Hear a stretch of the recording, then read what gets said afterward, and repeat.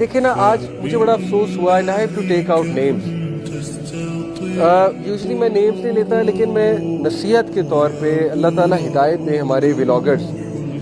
میں اس لیے نام لے رہا ہوں کیونکہ مجھے اتنا دکھ ہوا کہ میں عشاء کی نماز پڑھنے لگا ہوں مسجد میں.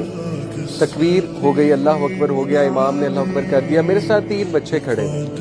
وہ 3 بچے ڈگی بھائی کے ولاگ کی بات کر رہے ہیں. نماز کھڑی ہو چکی ہے, میں بھی اللہ اکبر کرنے لگا, میرے ساتھ کھڑے ہوئے اس کی گاڑی کے اوپر بات کر رہے ہیں کہ تجھے پتا ہے اس نے وہ والی گاڑی لے لیا اور تو نے اس کی گاڑی دیکھی, نماز کھڑی ہو چکی ہے. And they are talking about these things. غصہ تو مجھے بہت چڑھا کہ ان کو لگاؤں نماز کے بعد ایک, لیکن میں نے بس تھوڑا سا صبر کرتے ہوئے بڑے پیار سے ان سے بات کی کہ بیٹا نماز شروع ہو گئی تھی, آپ لوگ ایسے بات نہ کیا کرو.